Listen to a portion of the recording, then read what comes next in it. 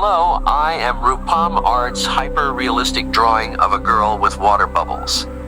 Hey everyone, welcome back to my channel. Today I'm taking on an exciting and challenging project, a hyper-realistic drawing of a girl surrounded by mesmerizing water bubbles. This piece took me countless hours to complete, and I'm thrilled to take you along on my artistic journey, so grab your sketchbooks, sit back, and enjoy the process.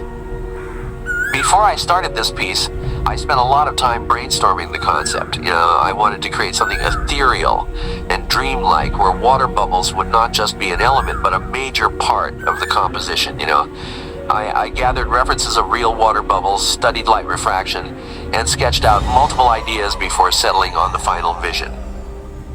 For this drawing, I used high-quality graphite pencils, colored pencils, blending tools, and a touch of white gel pen for highlights. The paper I chose is smooth Bristol board, perfect for capturing fine details. I always recommend using materials that you're comfortable with and experimenting until you find what works best for your style. I started with a very light sketch, mapping out the girl's face, the position of the bubbles, and the flow of her hair. This stage is all about proportions and composition. I use the grid method for accuracy, but you can also freehand if you prefer a more organic approach. One of the biggest challenges in hyper-realistic drawing is rendering smooth skin. I work in light layers, gradually building up shadows and highlights. A blending stump helps soften the transitions, and I constantly step back to check for accuracy. Drawing the eyes, capturing emotion. The eyes are the soul of any portrait. I take my time detailing the iris, adding reflections, and making sure they feel alive. The whites of the eyes aren't actually white. They have subtle shadows and color variations. This step is where the magic happens. Creating the water bubbles. Water bubbles are tricky because they are mostly transparent but highly reflective. To achieve a realistic effect, I focus on their highlights, shadows, and reflections.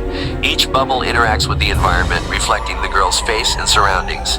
Demonstration of shading techniques to make bubbles appear three-dimensional. Adding hair and fine details. Drawing realistic hair requires patience. Instead of drawing individual strands randomly, I follow the natural flow and group them into sections. I use a kneaded eraser to pull out highlights, giving the hair volume and movement. Final touches and highlights.